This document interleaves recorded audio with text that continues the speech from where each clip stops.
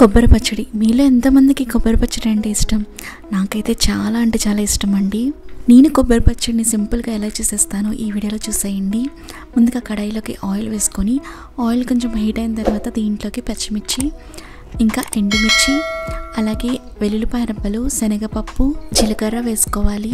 మీ దగ్గర మినప్పప్పు ఉంటే వేసుకోండి. టైంకి నా దగ్గర ఆ రోజు మినప్పప్పు లేదు, అందుకే వేయలేదు. ఇప్పుడు మనం వేసుకున్నవన్నీ కూడా స్టవ్ని లో ఫ్లేమ్లో పెట్టుకొని మంచిగా పచ్చివాసన పోయేంత వరకు ఫ్రై చేసుకోవాలి. కొంచెం కరివేపాకు కూడా వేసుకోండి. ఇప్పుడు అలాగే కొంచెం చింతపండు, ఇంకా ఒక కొబ్బరికాయలో హాఫ్ ఉంటుంది కదా, అంటే ఒక చెక్క వరకు కొబ్బరికాయని ఇలా చిన్నగా కట్ చేసుకొని దీంట్లోకి వేసుకొని ఫ్రై చేసుకున్నాను. కొబ్బరికాయ ముక్కలు వేసుకున్నాక 1 నిమిషం పాటు ఫ్రై చేసుకుంటే సరిపోతుంది. ఇప్పుడు ఇవన్నీ కూడా మిక్సీ జార్లోకి వేసుకొని కొంచెం రుచికి తగినంత ఉప్పు కూడా వేసుకోవాలి. వాటర్ కూడా వేసుకొని మిక్సీ పట్టుకొని వేడివేడి రైస్తో సర్వ్ చేసుకుంటే చాలా బాగుంటుందండి. ఒకసారి ట్రై చేసి చూడండి. Thanks for watching this.